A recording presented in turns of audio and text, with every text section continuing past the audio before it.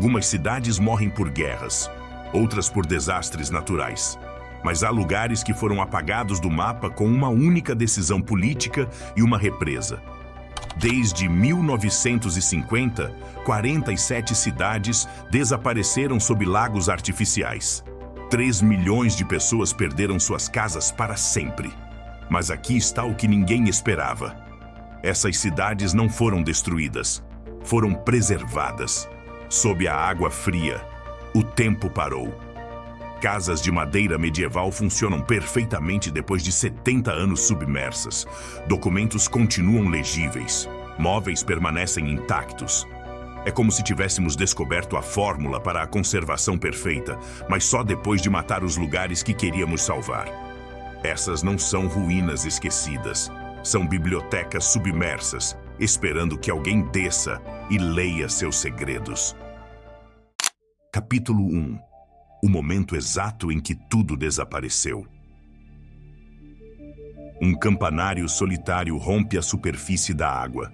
Isso é o que você vê quando chega à represa de Uribanti-Caparo, na Venezuela. Apenas a ponta de uma torre de igreja, como se fosse a mão de um afogado pedindo ajuda. Mas lá embaixo, a 40 metros de profundidade, há toda uma cidade esperando. Potosí era um povoado normal.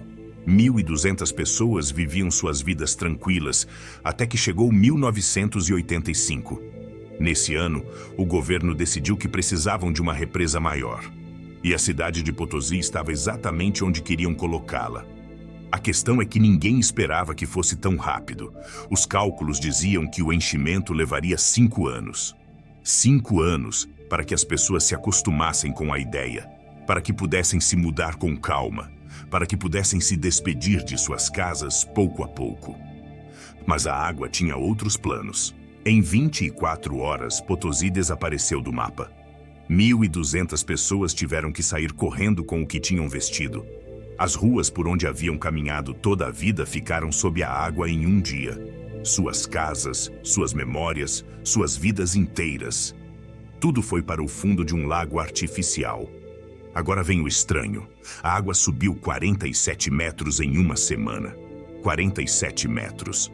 Para que você tenha uma ideia, isso é como um edifício de 15 andares. Imagine viver no 10º andar e, de repente, a água chegar à sua janela. A velocidade era demente, 2 metros e 70 centímetros por dia. Cada manhã, a água estava quase 3 metros mais alta que no dia anterior. Os últimos habitantes viam como seu povoado afundava em câmera lenta, mas não tão lenta quanto para processar o que estava acontecendo. E aqui está o que ninguém te conta sobre as inundações. A água fria preserva as coisas de uma maneira que desafia toda a lógica. A temperatura da água em Potosí se mantém a 12 graus Celsius constantes. 12 graus o ano todo durante 25 anos. Essa temperatura funciona como uma geladeira gigante. Os engenheiros da represa Uribanti-Caparo manejavam números impressionantes. A capacidade total é de 1.620 milhões de metros cúbicos de água. Para colocar em perspectiva, isso é água suficiente para encher mais de 600 mil piscinas olímpicas. A área inundada cobre 162 quilômetros quadrados. Uma extensão equivalente a toda a cidade de Miami desaparecendo sob a água. Mas os números não capturam a realidade humana. 289 casas ficaram completamente intactas sob a água. Não destruídas, não colapsadas, intactas, como se as pessoas tivessem saído para comprar pão e nunca tivessem voltado. Então, o que acontece quando uma cidade desaparece assim? Bem, acontece que Potosí não está sozinha. Este não é um caso isolado de má sorte venezuelana. É parte de um padrão global que ninguém quer admitir. Desde 1950, 47 cidades foram completamente engolidas por represas em todo o mundo. 47. Não estamos falando de povoados perdidos no meio do nada. Estamos falando de comunidades inteiras com suas histórias, suas tradições, suas formas de vida. Os números são brutais. 3.200.000 pessoas foram deslocadas permanentemente por esses projetos. Famílias que viviam no mesmo lugar durante gerações, de repente sem lar, sem passado físico ao qual retornar. No Japão, 13 povoados dormem sob o lago Okutama. No Brasil, 7 cidades descansam sob a represa de Sobradinho. Cada país tem seus próprios sacrificados. Cada governo tomou a decisão de apagar comunidades inteiras em nome do progresso. Mas há algo que conecta todos esses lugares submersos. Algo que os cientistas não terminam de entender. A água os preserva de uma maneira quase sobrenatural. Tomemos o caso mais extremo, Xicheng, na China. Uma cidade de 1.300 anos de antiguidade que foi intencionalmente inundada em 1959. Hoje está entre 26 e 40 metros sob a superfície do lago Qiandao. E aqui vem o incrível: 95% de suas estruturas estão completamente intactas. Não estamos falando de ruínas, estamos falando de edifícios completos, com suas portas, suas janelas, suas decorações. Os mergulhadores que desceram reportam algo que não deveria ser possível. As portas de madeira original ainda funcionam. Depois de mais de 60 anos sob a água, você pode abrir e fechar as portas como se a cidade tivesse sido abandonada ontem. Como isso é possível? Em terra, essas mesmas estruturas de madeira teriam se desintegrado em 50 anos. O clima, os insetos, a umidade, tudo conspira contra a preservação. Mas sob a água, nessa temperatura constante e controlada, o tempo parece ter parado. Os cientistas têm teorias. Falam da ausência de oxigênio, da temperatura estável, da falta de bactérias específicas que causam decomposição. Mas as teorias não explicam a perfeição da conservação. Não explicam por que uma porta de madeira de 600 anos continua funcionando depois de décadas submersa. A comparação é arrepiante. É como se você tivesse colocado sua cidade inteira em uma cápsula criogênica. Tudo fica suspenso no tempo, esperando. As ruas mantêm sua forma, as casas conservam sua estrutura, os objetos permanecem onde seus donos os deixaram. E isso nos leva a uma pergunta inquietante. O que mais está esperando lá embaixo? Que segredos, que histórias, que evidências de vidas vividas estão suspensas nesses silêncios líquidos? Cada cidade submersa é um arquivo acidental da humanidade. Um museu involuntário onde cada objeto conta uma história que foi interrompida abruptamente. Os relógios marcando a hora exata do abandono. Os livros abertos na página onde alguém parou de ler. As mesas postas para jantares que nunca foram servidos. E enquanto isso, na superfície, a vida continua. As represas geram eletricidade, proporcionam água potável, irrigam cultivos. O progresso justifica o sacrifício. Mas embaixo, na escuridão perpétua, as cidades fantasma mantêm vigília. O campanário de Potosí continua lá, atravessando a superfície como um lembrete permanente. Não é apenas uma torre de igreja. É uma lápide marcando o lugar onde uma comunidade inteira foi enterrada viva sob a água. Mas Xicheng não é a única. Há lugares onde a água não só preservou edifícios, preservou segredos. Segredos que alguns preferem que nunca venham à superfície. Capítulo 2. A cidade que reaparece a cada 10 anos. Há povoados que morrem uma vez e ficam mortos. Mas Fabrici di Caregni é diferente. Esta cidade italiana morreu e ressuscitou 5 vezes nos últimos 70 anos. E cada vez que volta à vida, é como se o tempo não tivesse passado. Estamos nos Alpes Apuanos, na Toscana. Um lugar onde as montanhas se elevam como catedrais de pedra e os vales guardam segredos que datam do século XIII. Aqui, em 1947, o governo italiano decidiu que precisava de um lago artificial. E Fabrici di Caregni estava exatamente no lugar errado. A história é familiar, mas com um giro macabro. 163 famílias tiveram que abandonar suas casas. Séculos de história apagados com uma ordem governamental. A água subiu lentamente, engolindo ruas, casas, memórias. Mas aqui está o estranho. De vez em quando a cidade volta. Não é mágica, é engenharia. Quando o lago precisa de manutenção, ou quando há secas severas, drenam a água. E lá está Fabrice de Careghini, como um zumbi arquitetônico saindo de sua tumba líquida. A primeira vez que reapareceu foi em 1958, 11 anos depois de ter sido submersa. Os ex-habitantes que ainda viviam se aproximaram com uma mistura de horror e nostalgia. Suas casas continuavam lá. Suas ruas continuavam lá. Tudo continuava lá, mas coberto de limo e com esse silêncio que só tem os lugares abandonados.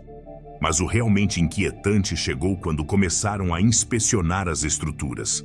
O campanário, que havia sido construído no século XIV, media exatamente 14 metros e 70 centímetros de altura. A mesma medida que tinha antes da inundação. Nem 1 centímetro a menos. Os muros das casas mantinham sua espessura original de 1,20 m. Nem uma rachadura, nem um desabamento. As janelas conservavam suas molduras de madeira como se tivessem sido talhadas no dia anterior. E estamos falando de madeira que havia passado 11 anos sob a água. Os especialistas em construção que vieram avaliar os danos ficaram sem palavras.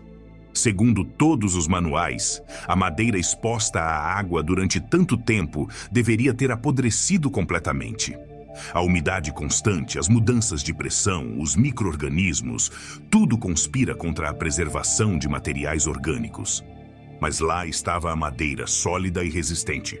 A segunda reaparição foi em 1983.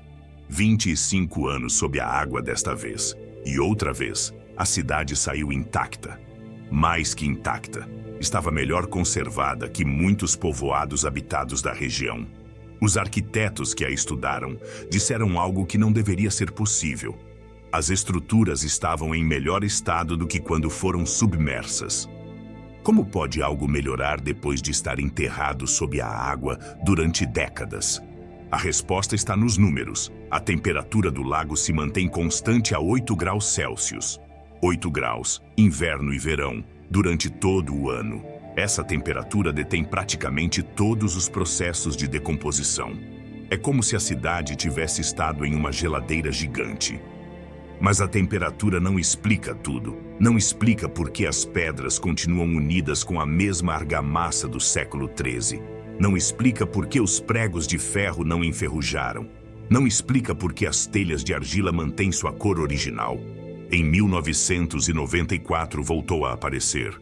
Desta vez, os turistas chegaram aos milhares. 50 mil pessoas em 3 meses viajaram para ver o povoado fantasma. Alguns vinham de lugares tão distantes como Alemanha e França. O que os atraía tanto? Os testemunhos dos visitantes são consistentes e perturbadores. Falam de uma sensação de estar observando algo que não deveria existir. De caminhar por ruas onde você pode sentir a presença das pessoas que viveram lá. De entrar em casas onde parece que os habitantes saíram há 5 minutos, não 50 anos. E depois estão os objetos. Isso é o que realmente desafia toda a lógica. Quando a cidade reapareceu em 2021, depois de 27 anos submersa, os pesquisadores fizeram um inventário detalhado. O que encontraram não tem explicação científica. Relógios de parede que marcavam a hora exata do momento em que o povoado foi evacuado em 1947. Não a hora aproximada. A hora exata. Como se o tempo tivesse parado no instante preciso em que a última família fechou sua porta. Pratos de cerâmica nas mesas das cozinhas, sem uma única rachadura. Depois de 74 anos sob a água, a louça estava intacta. Alguns pratos ainda tinham restos de comida fossilizada, mas reconhecível. Livros com páginas legíveis. Não estamos falando de pergaminhos medievais desenhados para durar séculos. Estamos falando de livros de papel comum, diários pessoais, cadernos escolares. O papel deveria ter se desintegrado em semanas, mas lá estavam, com a tinta visível e as palavras claras. Os cientistas tomaram amostras de tudo. Papel, madeira, metal, cerâmica. As análises revelaram algo que contradiz tudo o que sabemos sobre a deterioração de materiais. Os objetos não só estavam preservados, estavam em melhor estado que objetos similares que haviam permanecido em terra durante o mesmo período. É como se a água tivesse funcionado como um conservante perfeito. Mas há algo mais inquietante que a preservação dos objetos. São os detalhes humanos que realmente fazem sua pele arrepiar. Em uma casa encontraram uma mesa posta para 4 pessoas. Os talheres estavam colocados exatamente onde os haviam deixado. Os guardanapos dobrados da mesma maneira. As cadeiras empurradas sob a mesa como se a família tivesse saído para dar um passeio e fosse voltar a qualquer momento. Em outra casa, uma criança havia deixado seus brinquedos no chão de seu quarto. Soldadinhos de chumbo formados em batalha, uma bola de couro, um cavalinho de madeira. Tudo estava onde o havia deixado uma criança de 8 anos em 1947. Essa criança, se ainda vivia em 2021, tinha 82 anos. Os pesquisadores encontraram cartas não enviadas, escritas nos últimos dias antes da evacuação. Cartas dirigidas a familiares distantes, despedindo-se do povoado, prometendo escrever do novo lar. Cartas que nunca chegaram a seu destino porque seus autores se viram obrigados a abandonar tudo rápido demais. Uma dessas cartas, escrita por uma mulher chamada Helena Bertolini, dizia: "Não sei quando poderemos voltar para casa, mas espero que seja logo. As flores do jardim devem estar já florescendo." As flores do jardim continuavam lá, caules fossilizados mas reconhecíveis, nos mesmos lugares onde Helena os havia plantado décadas atrás. A visita média a Fabrice de Caregni quando reaparece dura 3 horas e 42 minutos. É um tempo específico, quase ritual. Os turistas chegam, caminham pelas ruas em silêncio, entram nas casas abandonadas, tocam os objetos preservados. E depois dessas 3 horas e 42 minutos, se vão. Por que exatamente esse tempo? Os psicólogos que estudaram o fenômeno têm uma teoria. É o tempo que uma pessoa leva para processar completamente a impossibilidade do que está vendo. Mais tempo que isso, e a mente começa a rejeitar a experiência como demasiado estranha para ser real. Alguns visitantes reportam sonhos depois da visita. Sonhos onde veem as pessoas do povoado vivendo suas vidas normais, como se o tempo nunca tivesse passado. Como se Helena continuasse cuidando de suas flores e a criança continuasse brincando com seus soldadinhos de chumbo. Mas os sonhos sempre terminam igual, com a água subindo lentamente, cobrindo as casas, silenciando as vozes, devolvendo o povoado à sua tumba líquida. E isso é exatamente o que acontece. Depois de alguns meses, quando a manutenção do lago termina ou quando as chuvas retornam, a água volta a subir. Fabrice de Caregni afunda outra vez no silêncio aquático, levando seus segredos às profundidades. A próxima vez que aparecer, provavelmente dentro de uma década, tudo continuará igual. Os relógios marcarão a mesma hora, os pratos continuarão nas mesas, as cartas esperarão ser enviadas, como se o povoado inteiro estivesse preso em um loop temporal, condenado a repetir eternamente o momento de seu abandono. Mas o que acontece com os lugares que nunca voltam à superfície? Que segredos guardam as cidades que permanecem para sempre sob a água? Capítulo 3. O templo que flutua na superfície. Quando a água baixa em março, aparece como um milagre. A cúpula dourada do templo, Wat Nong Bua Yai, rompe a superfície do lago como se fosse o casco de um submarino ancestral emergindo das profundidades. Mas isso não é ficção científica, é Tailândia, e isso acontece todos os anos. O templo budista tem mais de 400 anos. Foi construído no século XVII, quando esta região da Tailândia era pura selva, e o rio fluía livre sem represas que o controlassem. Os monges escolheram este lugar porque diziam que tinha algo especial, uma energia que favorecia a meditação e o contato com o divino. Pode que tivessem razão, porque o que acontece aqui desafia qualquer explicação racional.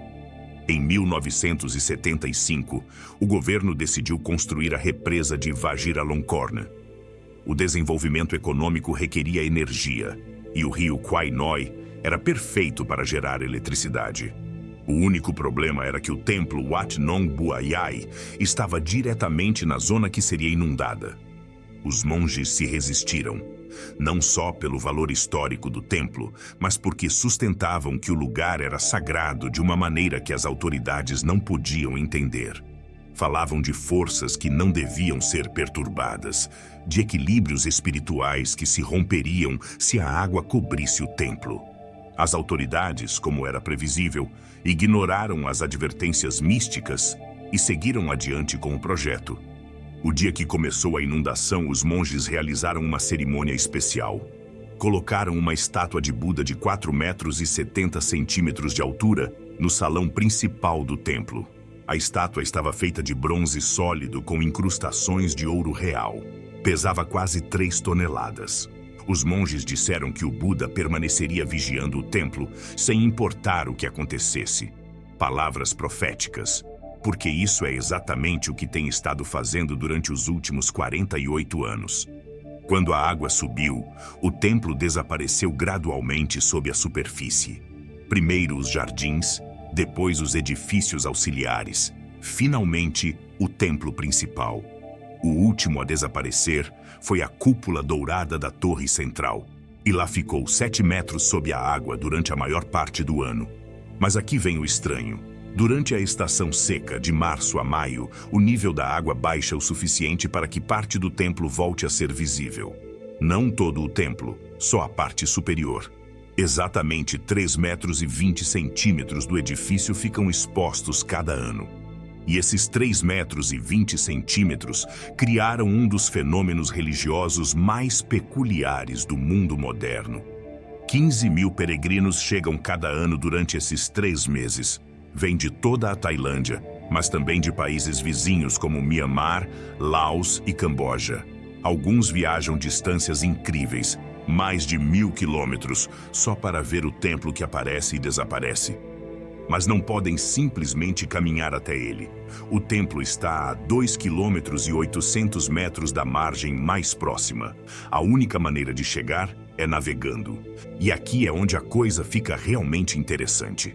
Os peregrinos não usam barcos modernos com motor. Usam jangadas tradicionais feitas de bambu, exatamente do mesmo tipo que usavam os monges originais há 400 anos. Como se houvesse um código não escrito que diz que você tem que chegar ao templo da mesma maneira que o teriam feito os antigos habitantes. A viagem na jangada leva 45 minutos exatos. Não 40, não 50. 45 minutos de navegação silenciosa, através de águas que parecem mais verdes e mais densas que a água normal. Os guias locais dizem que é pelos sedimentos do fundo, mas os peregrinos têm suas próprias teorias. Quando finalmente chega ao templo, a primeira coisa que nota é o silêncio. Não há sons de pássaros, não há insetos, não há o murmúrio constante da vida aquática que você esperaria em um lago. Só silêncio, como se a própria água estivesse prendendo a respiração. A segunda coisa que nota é a transparência impossível da água ao redor do templo. No resto do lago, a água é turva, com visibilidade de menos de 1 metro. Mas em um raio de 50 metros ao redor do templo, a água é cristalina. Você pode ver até o fundo com perfeita claridade. E lá no fundo está o Buda. A estátua de bronze continua em sua posição original, no salão principal do templo. Depois de 48 anos sob a água, deveria estar completamente corroída. O bronze exposto à água durante tanto tempo normalmente se cobre de uma pátina esverdeada e se deteriora gradualmente até se tornar irreconhecível. Mas esta estátua brilha. Os mergulhadores que desceram para inspecionar a estátua reportam algo que não tem explicação científica. Os olhos do Buda parecem seguir quem se aproxima. Não é um efeito óptico causado pela refração da água. Os olhos literalmente se movem, rastreando o movimento dos mergulhadores. Mais inquietante ainda, as incrustações de ouro na estátua cresceram. Em lugar de desaparecer ou se opacificar, as veias douradas se estenderam pelo bronze como raízes luminosas. Análises espectrográficas confirmam que é ouro real, mas não há maneira de explicar como pode estar crescendo sob a água. Os monges que chegaram em 1975 já morreram, mas cada ano, durante a temporada em que o templo é acessível, aparecem novos monges. Vêm em jangadas menores, vestidos com as túnicas alaranjadas tradicionais e realizam cerimônias no templo parcialmente submerso. De onde vêm esses monges? Ninguém sabe exatamente. Não pertencem a nenhum mosteiro específico da região. Alguns falam dialetos tailandeses tão antigos que os linguistas lutam para entendê-los. E quando a temporada termina e a água volta a subir, desaparecem tão misteriosamente como chegaram. As cerimônias que realizam são estranhas. Em lugar dos cânticos budistas tradicionais, entoam algo que soa mais como lamentações. E sempre terminam a cerimônia da mesma maneira, lançando flores de lótus à água ao redor da estátua submersa. As flores afundam lentamente, mas aqui vem o realmente perturbador.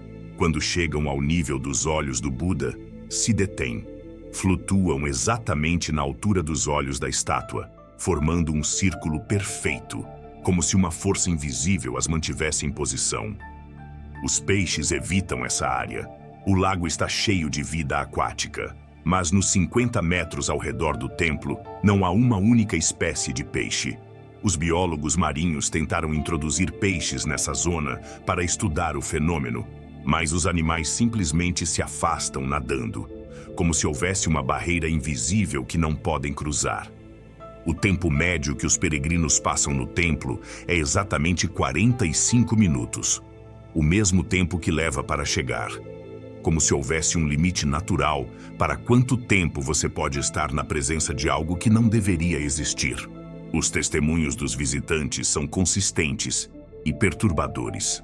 Falam de uma sensação de estar sendo observados, não só pela estátua, mas por algo maior. Descrevem uma pressão nos ouvidos, como se estivessem descendo a grande profundidade, embora estejam ao nível da água. E muitos reportam visões. As visões são sempre similares. Veem o templo como era antes da inundação. Veem monges caminhando pelos jardins, realizando suas atividades diárias. Veem o lugar cheio de vida e atividade espiritual. Mas quando piscam, voltam a ver só a cúpula parcialmente submersa e o silêncio aquático. Um engenheiro hidráulico que visitou o templo em 2019 tentou tomar medidas científicas do fenômeno. Levou equipamentos de sonar, medidores de temperatura da água, câmeras subaquáticas. Queria documentar exatamente o que estava acontecendo naquele lugar. Seus equipamentos funcionaram perfeitamente até que se aproximou do templo. A 50 metros de distância, todos os instrumentos eletrônicos começaram a falhar. As câmeras desfocavam automaticamente. Os sonares emitiam leituras contraditórias, os medidores de temperatura marcavam impossíveis. Mas o mais estranho foi isto: quando revisou as poucas fotos que conseguiu tirar antes que suas câmeras falhassem, em cada imagem aparecia algo que não havia visto com seus próprios olhos. Em cada foto, ao redor da estátua do Buda, havia figuras humanas translúcidas. Figuras vestidas como monges antigos, flutuando na água, com as mãos juntas em posição de oração. Figuras que não estavam lá quando tirou as fotos. O engenheiro nunca publicou sua investigação. De fato, nunca falou publicamente do que encontrou. Só disse que alguns lugares não estão destinados a ser explicados pela ciência. Alguns lugares simplesmente existem além de nosso entendimento. E cada ano, quando março chega e a água baixa, o templo volta a aparecer. Os peregrinos voltam a chegar em suas jangadas de bambu. Os monges misteriosos voltam a realizar suas cerimônias estranhas. As flores de lótus voltam a flutuar impossivelmente ao redor dos olhos do Buda. E a estátua continua vigiando, como prometeram os monges há quase 50 anos. Vigiando algo que talvez seja melhor que permaneça submerso. Mas se um templo pode conservar tanta estranheza sob a água, que segredos guardam as cidades inteiras que nunca voltam à superfície? Capítulo 4. A cidade completa sob o cristal. A 40 metros sob a superfície do lago Qiandao, há uma cidade que deveria estar em ruínas. Em vez disso, é a estrutura urbana mais bem conservada do mundo. Xicheng não é apenas uma cidade submersa. É uma máquina do tempo. A cidade tem 1.400 anos de história. Foi fundada no ano 621 durante a dinastia Tang, numa época em que a Europa ainda estava saindo da Idade das Trevas e a América era um continente desconhecido para o mundo ocidental. Durante 13 séculos, Xicheng cresceu, prosperou, se converteu num centro comercial importante na província de Zhejiang. Em 1959, tudo isso mudou da noite para o dia. O governo chinês decidiu construir a estação hidroelétrica de Xinan. Era parte do grande salto adiante, a ambiciosa campanha de Mao para modernizar a China em tempo recorde. As necessidades do desenvolvimento nacional superavam qualquer consideração histórica ou cultural. 290 mil pessoas viviam em Xicheng quando chegou a ordem de evacuação. 290 mil vidas que tinham que se realocar para dar espaço ao progresso. Deram-lhes 48 horas para abandonar uma cidade que havia sido seu lar durante gerações. Imagine essa cena. Famílias empacotando séculos de história em carrinhos de mão. Idosos que haviam nascido nessas ruas tendo que se despedir para sempre de tudo o que conheciam. Crianças sem entender por que tinham que deixar seus brinquedos, seus amigos, seu mundo inteiro. Mas aqui está o que torna único o caso de Xicheng. Não a destruíram antes de inundá-la. Não dinamitaram os edifícios, nem desmontaram as estruturas como fizeram em outros lugares. Simplesmente a encheram de água e a selaram como se fosse uma cápsula do tempo. A cidade cobre 62 quilômetros quadrados. Para colocar em perspectiva, isso é maior que o centro de Paris. Uma área urbana completa, com seus bairros residenciais, suas zonas comerciais, seus edifícios governamentais, seus templos, seus parques. Tudo intacto sob a água. Durante 43 anos, Xicheng foi um segredo. O governo chinês não falava dela. Os mapas não a mostravam. Oficialmente não existia. Era como se tivessem apagado 1.400 anos de história com uma ordem administrativa. Mas em 2001, algo mudou. Uma equipe de mergulhadores profissionais obteve permissão para explorar o Lago Qiandao. Oficialmente, era um projeto de inspeção de segurança da represa. Extraoficialmente, era a primeira oportunidade real de documentar o que havia restado de Xicheng. O que encontraram redefiniu tudo o que sabíamos sobre a preservação sob a água. A cidade estava intacta, não parcialmente intacta, não surpreendentemente bem conservada, completamente intacta, como se os últimos habitantes tivessem saído para almoçar e fossem voltar a qualquer momento. Os números são impossíveis de acreditar. 95% de todas as estruturas permaneciam em perfeitas condições.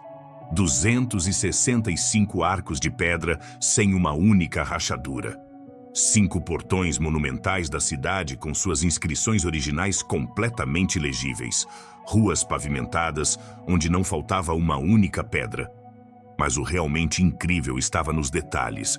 Os edifícios de 5 andares se mantinham estruturalmente estáveis, depois de mais de 4 décadas submersos.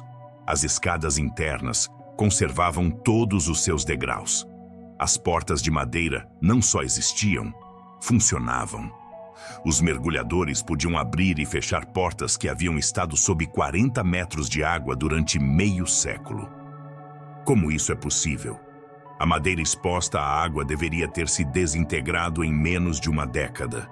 Mas aqui estava, sólida e funcional como no dia em que foi instalada. Os móveis continuavam em seu lugar. Mesas, cadeiras, camas, armários. Tudo exatamente onde o haviam deixado seus donos quando evacuaram precipitadamente em 1959. Em algumas casas, os pratos continuavam nas mesas como se a família tivesse sido interrompida no meio de uma refeição. E depois estavam os documentos. Os mergulhadores encontraram arquivos governamentais, registros comerciais, cartas pessoais, diários, documentos escritos em papel comum que deveria ter se desintegrado em semanas sob a água. mas lá estavam, com a tinta chinesa tradicional perfeitamente visível, as palavras claras e legíveis. Um diário pessoal encontrado numa casa do distrito residencial tinha a última entrada datada de 21 de setembro de 1959, 2 dias antes da evacuação final. O texto dizia: "Amanhã vamos embora. Não sei se voltaremos alguma vez. Espero que nossa casa esteja aqui quando regressarmos." A casa continua lá, e o diário também. Mas o mais perturbador não são os objetos preservados. É a sensação que reportam todos os mergulhadores que desceram a Xicheng. Falam de uma atmosfera inquietante, como se a cidade estivesse esperando que regressassem seus habitantes. As ruas mantêm seu traçado original. Os mergulhadores podem navegar pelos bairros seguindo as mesmas rotas que usavam os residentes há 64 anos. Os letreiros das lojas continuam pendurados em seus lugares, anunciando produtos que já não existem e serviços que já não se necessitam. No centro da cidade há uma praça principal rodeada de edifícios governamentais. No centro da praça havia uma fonte ornamental que funcionava com um sistema de canais subterrâneos.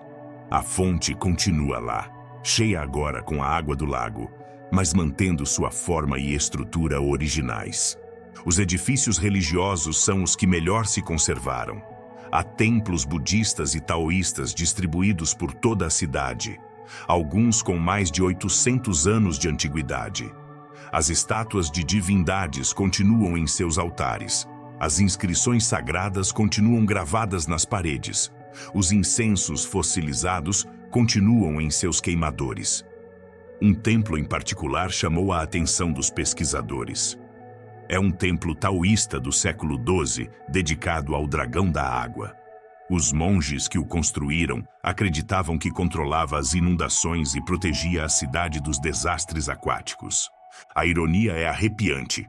O templo dedicado a proteger a cidade da água é agora a única coisa que pode protegê-la de ser esquecida. Em 2011, o governo chinês finalmente reconheceu oficialmente a existência de Xicheng e começou a permitir expedições turísticas limitadas. Mas o acesso está estritamente controlado. Apenas 200 mergulhadores certificados podem visitar a cidade cada ano. O custo por imersão é de $2.400 americanos. Não é apenas o preço de uma experiência única, é o preço de acesso a uma máquina do tempo. As imersões estão limitadas a 25 minutos máximo. Não é uma restrição arbitrária de segurança. Os mergulhadores que passaram mais tempo na cidade reportam efeitos psicológicos perturbadores. Começam a sentir que pertencem lá, que deveriam ficar, que a superfície é o lugar estranho. Um mergulhador profissional com 20 anos de experiência descreveu sua visita assim: "É a experiência mais bela e mais perturbadora que tive. Você caminha por ruas que foram construídas quando a Europa estava na Idade Média. Entra em casas onde pode sentir a presença das famílias que viveram lá. É como visitar o passado, mas um passado que está completamente vivo." As análises científicas dos materiais recuperados de Xicheng revelaram algo que contradiz o que sabemos sobre a deterioração. Os objetos não só estão preservados, estão em melhor estado que objetos similares que permaneceram na superfície durante o mesmo período. A tinta dos documentos é mais clara e legível que a de documentos contemporâneos guardados em arquivos terrestres. A madeira é mais sólida e resistente que a madeira de estruturas similares expostas ao ar. É como se a água do lago Qiandao tivesse funcionado como o conservante perfeito. Mas há algo mais inquietante que a preservação perfeita. Os mergulhadores reportam anomalias que não têm explicação científica. Alguns viram luzes se movendo pelas ruas da cidade, como se fossem lanternas levadas por pessoas invisíveis. Outros escutaram sons que não deveriam existir sob a água. Conversas distantes, risadas de crianças, o ruído de atividade comercial. As câmeras subaquáticas frequentemente capturam imagens estranhas. Sombras que se movem de maneira inconsistente com o fluxo da água. Figuras humanas que aparecem nas fotos, mas que não foram vistas pelos mergulhadores durante a imersão. Uma equipe de documentaristas que filmou em Xicheng em 2018 revisou suas gravações e encontrou algo impossível. Em múltiplas tomadas, as janelas das casas mostravam luz interior, como se houvesse gente vivendo dentro. Mas quando os mergulhadores investigaram essas mesmas casas durante a filmagem, estavam completamente escuras. É possível que uma cidade possa manter algum tipo de vida espiritual depois de ter sido abandonada. Pode um lugar guardar a memória de seus habitantes de maneira tão intensa que essa memória se torne tangível? Não há respostas científicas para essas perguntas. Só há Xicheng, esperando no fundo do lago Qiandao, conservando perfeitamente não só suas estruturas físicas, mas também algo muito mais misterioso: a essência do que significa ser um lar. E enquanto a cidade espera em seu silêncio aquático, alguém se pergunta que outros segredos estão guardados nas profundidades dos lagos artificiais do mundo. Que outras cidades estão esperando, perfeitamente preservadas, que alguém tenha a coragem de descer e enfrentar o passado que acreditávamos perdido para sempre. Capítulo 5. O campanário que desafia a gravidade. Há uma imagem que se tornou viral nas redes sociais mais de 45 milhões de vezes. É uma fotografia simples. Um campanário medieval que parece flutuar no meio de um lago alpino. Parece impossível, como se alguém tivesse usado Photoshop para criar uma ilusão óptica. Mas é completamente real. Estamos no lago Reschensee, na fronteira entre Itália e Áustria. Aqui, um campanário do século XIV se eleva 22 metros sobre a superfície da água.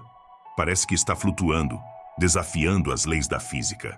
Mas debaixo da água há 31 metros mais de estrutura que você não pode ver. O campanário pertencia ao povoado de Graun, conhecido também como Curon em italiano. Era uma comunidade pequena, mas próspera no coração dos Alpes.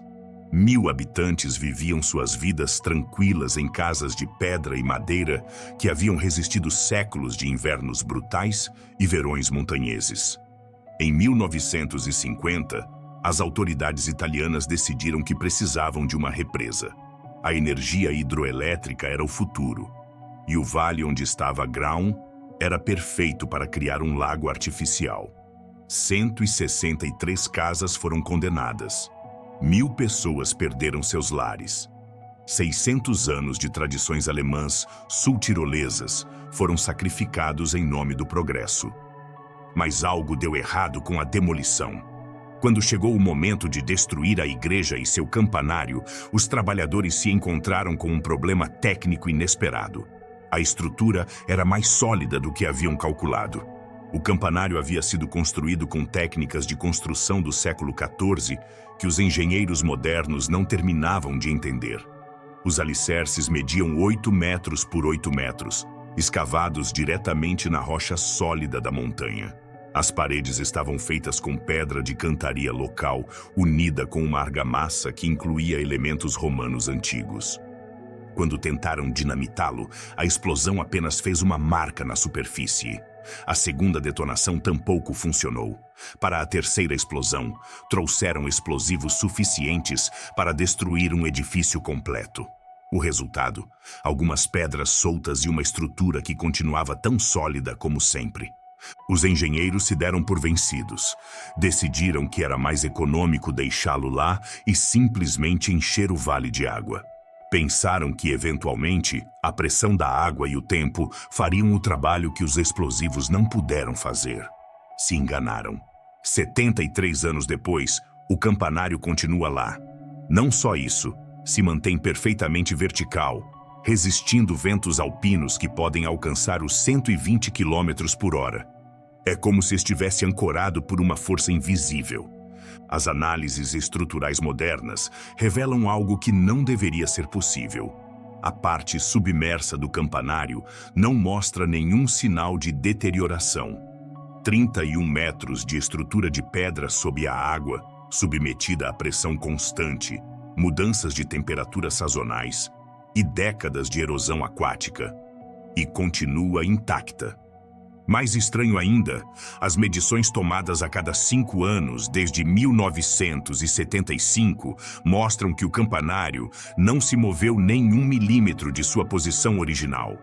Nem inclinação, nem afundamento, nem deslocamento lateral.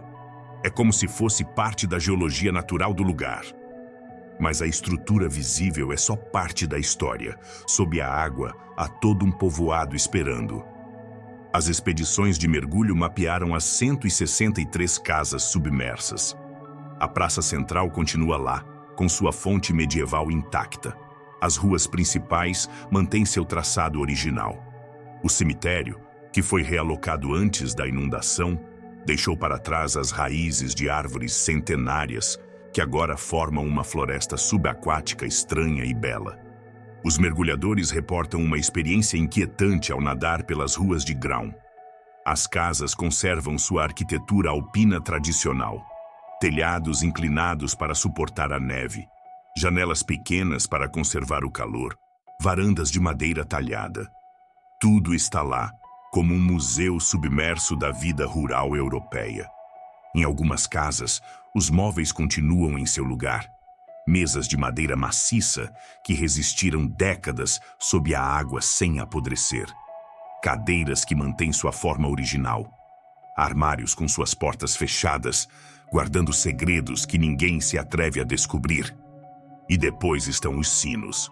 O campanário tem 4 sinos de bronze, instalados em 1357. Quando o povoado foi inundado, os sinos ficaram submersos junto com todo o resto. Segundo a lógica, deveriam ter se silenciado para sempre. A água deveria ter detido qualquer possibilidade de som. Mas durante as tempestades de inverno, as pessoas da área juram que podem escutar os sinos soando sob a água. Os cientistas tentaram explicar o fenômeno. Falam de vibrações transmitidas através da água, de efeitos acústicos causados pela pressão atmosférica durante as tempestades. Mas suas explicações não explicam por que os sinos soam com o mesmo padrão de chamada à missa que usavam quando o povoado estava vivo. O fenômeno se tornou tão conhecido que agora faz parte do folclore local. Os habitantes da região dizem que quando você escuta os sinos durante uma tempestade, é porque os fantasmas de Graun estão chamando os vivos para que não esqueçam os mortos. A Netflix até fez uma série de televisão inspirada na história, chamada Curon. A série toma liberdades criativas enormes, agregando elementos sobrenaturais e de horror que não têm base na realidade. Mas conseguiu algo que décadas de documentários não haviam conseguido: fazer com que milhões de pessoas soubessem que Graun existe. O turismo disparou depois da estreia da série.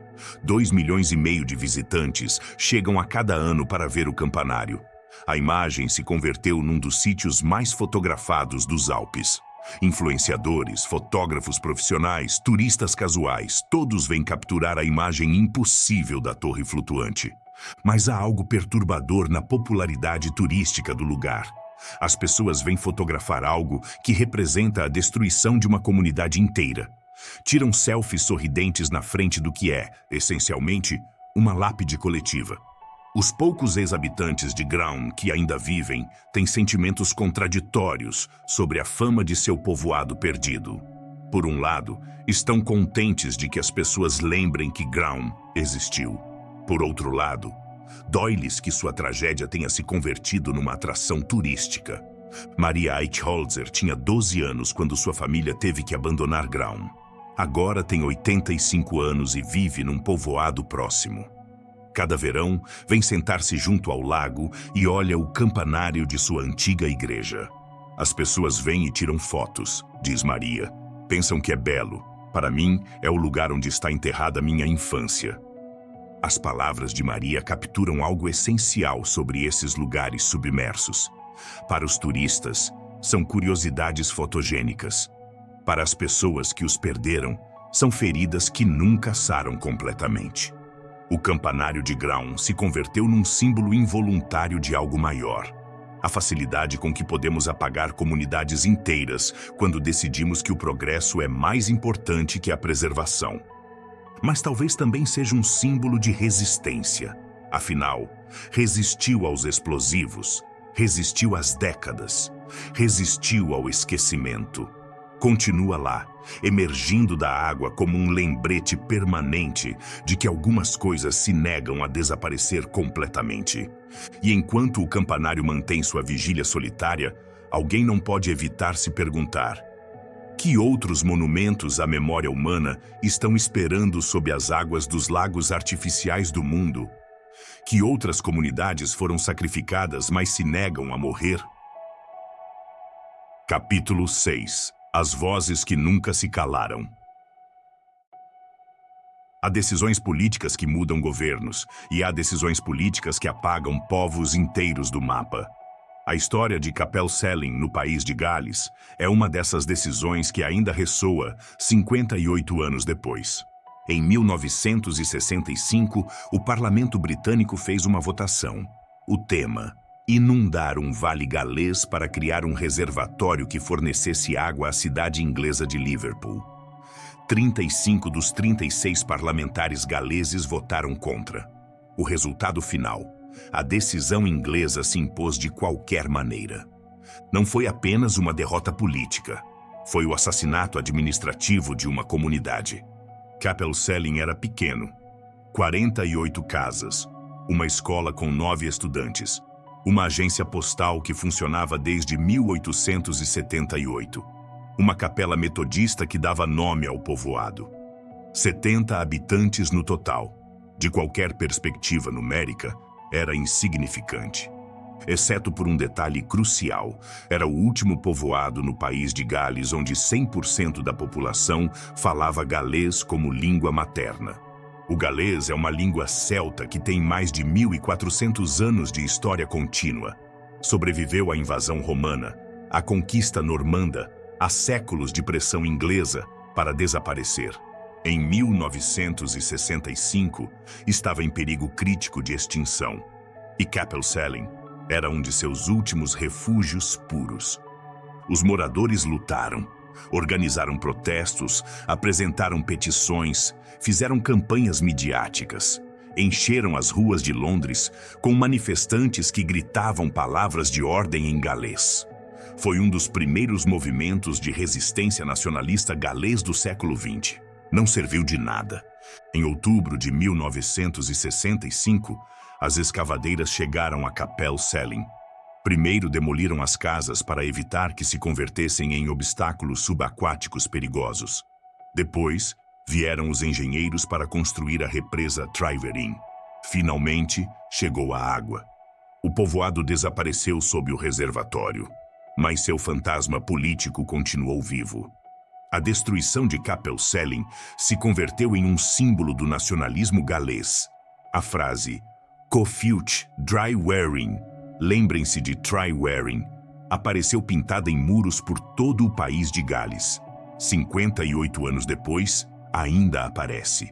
Se converteu no grito de guerra de uma nação que se recusava a deixar que sua cultura fosse apagada por decisões tomadas em Londres. Mas o realmente inquietante começou a acontecer durante as secas.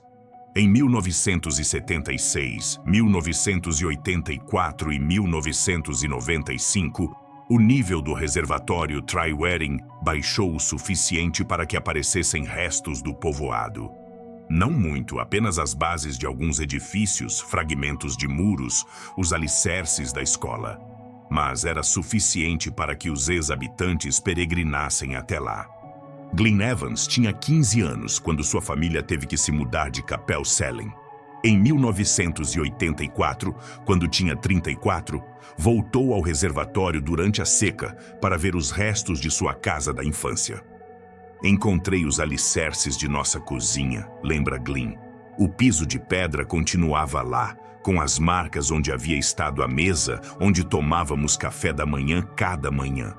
Minha mãe havia entalhado nossos nomes em uma das pedras quando eu tinha 8 anos. O entalhe continuava lá, perfeito, como se o tivesse feito ontem. Os testemunhos de outros ex-habitantes são semelhantes e perturbadores. Falam de encontrar objetos que deveriam ter desaparecido décadas atrás. Ferramentas de fazenda enterradas na lama, mas ainda reconhecíveis. Fragmentos de lousa da escola com lições em galês ainda visíveis. E depois está o cemitério. Quando decidiram inundar Kapellsellen, as autoridades exumaram todos os corpos do cemitério e os realocaram em um local mais alto.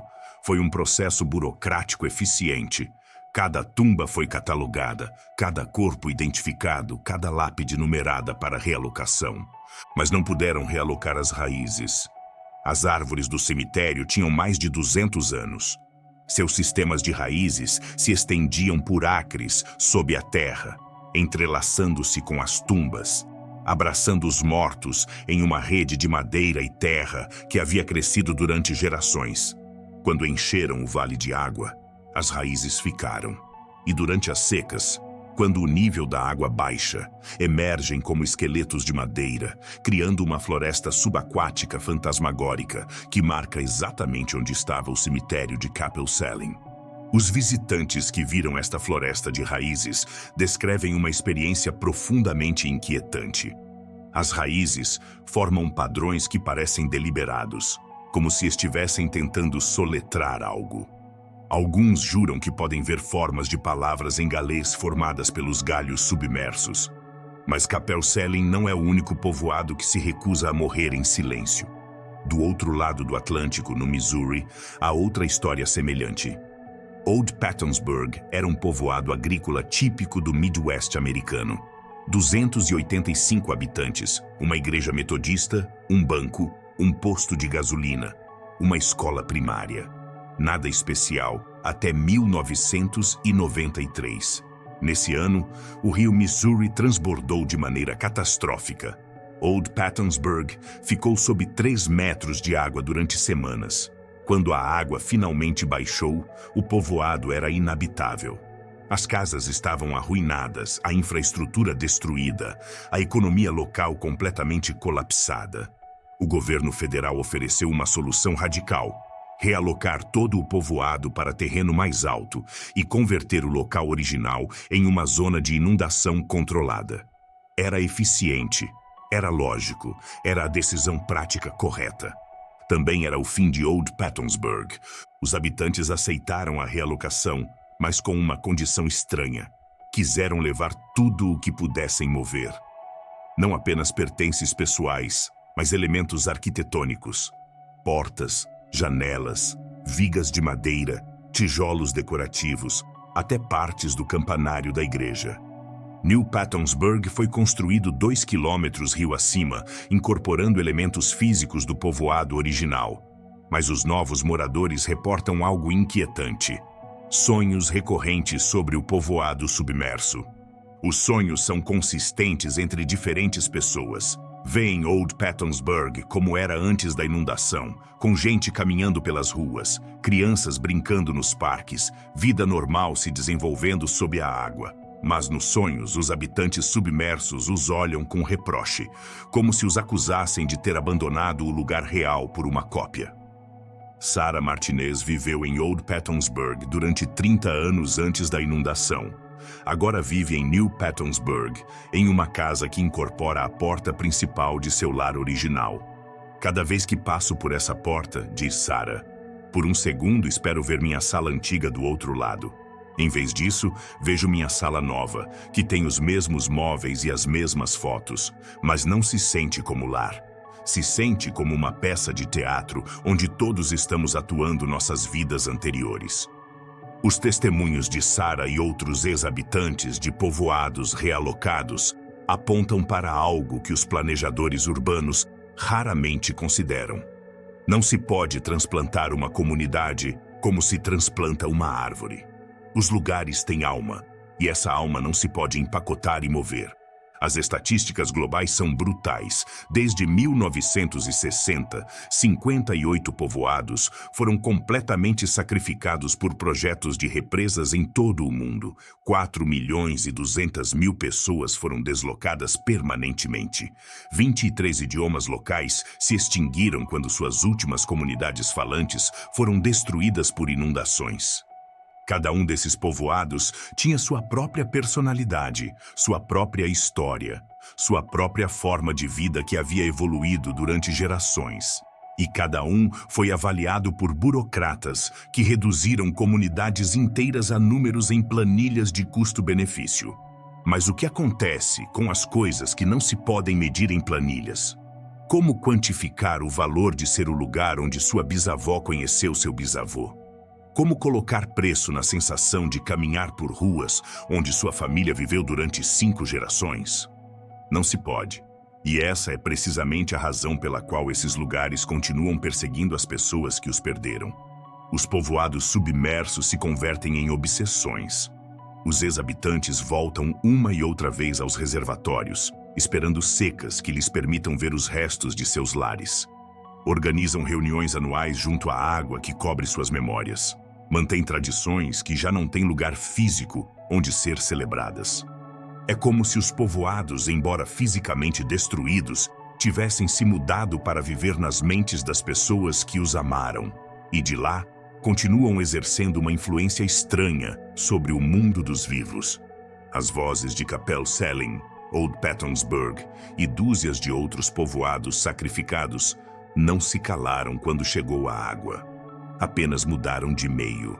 Agora falam através de sonhos, memórias e a sensação persistente de que algo importante se perdeu quando decidimos que o progresso era mais valioso que a continuidade. E talvez essa seja a verdadeira tragédia das cidades submersas. Não apenas perdemos os lugares, perdemos a sabedoria das gerações que sabiam como viver nesses lugares. Conhecimento que se havia acumulado durante séculos sobre como ser uma comunidade, como pertencer a um local específico, como construir uma vida que tivesse raízes. Agora esse conhecimento dorme sob a água, junto com as ruas que o viram nascer. Capítulo 7. O reflexo do que nunca deveria ter se perdido. Há um padrão em todas essas histórias que não podemos ignorar. Desde a Venezuela até a China, desde a Itália até a Tailândia, as cidades submersas estão nos dizendo algo que preferimos não escutar. A água não destrói, preserva. Enquanto as cidades que deixamos ao ar livre se deterioram, se contaminam, se tornam inabitáveis, as cidades sob a água se mantêm intactas, como se tivessem encontrado a fórmula secreta para deter o tempo. Pense nisso. Potosí leva 25 anos sob a água, e suas casas estão melhor conservadas que edifícios construídos na década passada. Xicheng passou 64 anos submersa e mantém uma perfeição arquitetônica que as cidades modernas não conseguem, nem quando estão novas.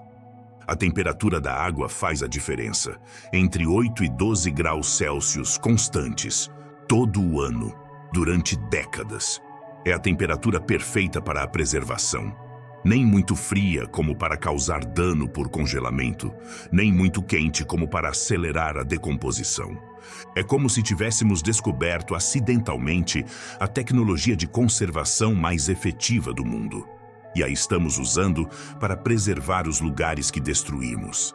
A ironia é devastadora. Encontramos a maneira de fazer com que as cidades durem para sempre, mas apenas depois de matá-las.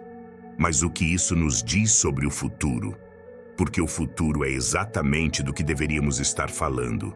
As projeções climáticas são claras e aterrorizantes.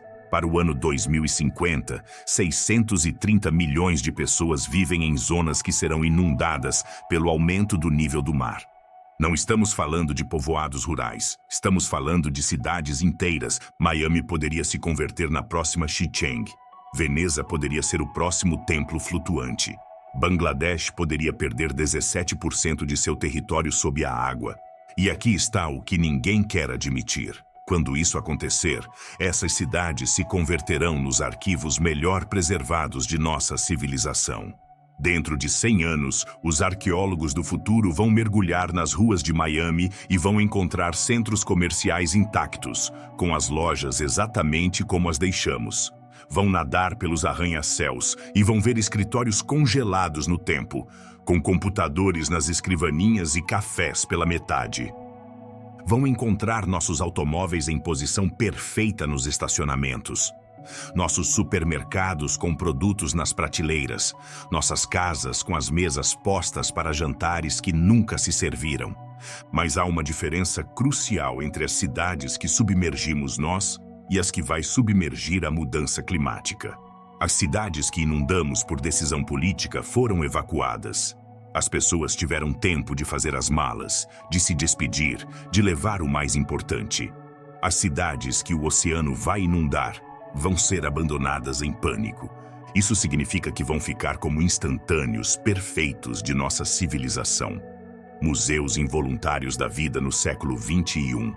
As cidades submersas são espelhos, nos mostram nosso reflexo, mas um reflexo do futuro.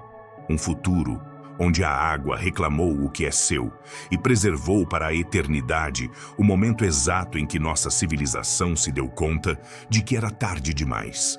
Mas há algo belo nessa preservação, algo que sugere que a destruição não é o final da história.